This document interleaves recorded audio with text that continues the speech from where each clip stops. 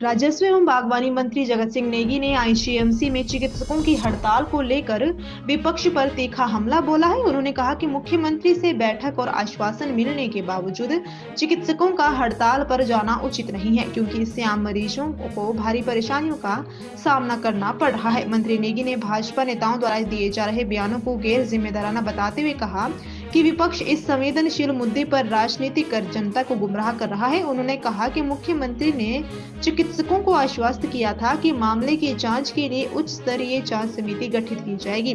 ऐसे में रिपोर्ट आने तक धैर्य रखा जाना चाहिए था। हड़ताल से पूरी स्वास्थ्य व्यवस्था ठप होना गलत है।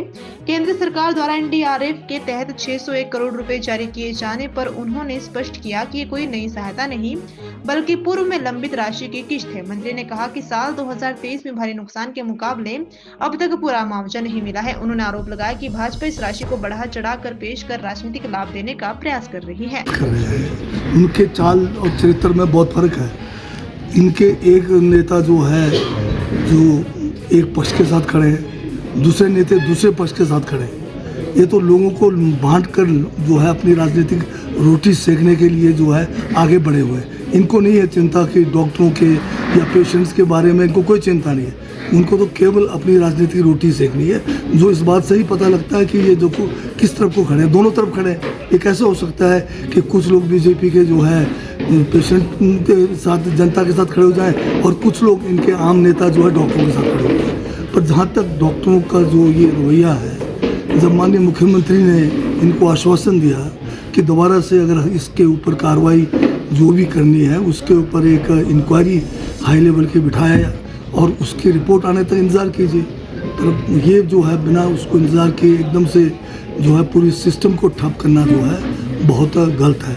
अगर पूर्व में देखा जाए तो इस किस्म की जब हड़तालें हुई डॉक्टरों के द्वारा, हमारे माननीय उच्च न्यायालय ने उसमें बड़ा संज्ञान लिया था और बड़े कठिन उस समय ऑर्डर्स पास किए थे। तो मैं समझता हूँ कि इनको थोड़ा जो है अपने जो है जो भी बात है वो नियमों के तहत आगे बढ़ना चाहिए और जनता को पेशेंट्स को किसी किस्म का जो है तकलीफ नहीं होनी चाहिए। एक सर कि बीजेपी वाले जो है अगर दिल्ली से कोई छींक भी मार दे तो ऐसे बोलते हैं जैसे यहाँ कोई बम फट गया है। ये कब का पैसा है? 2023 में 10,000 करोड़ का जो है हमें जो है हिमाचल को प्राकृतिक आपदाओं का नुकसान हुआ, उसका जो पीडीएनए का जो पैसा बना, इन्होंने 10,000 के बजाय कहा कि हम 2500 करोड़ कुल देंगे, जिसमें से 500 करोड़ तो हिमाचल सरकार को देना था।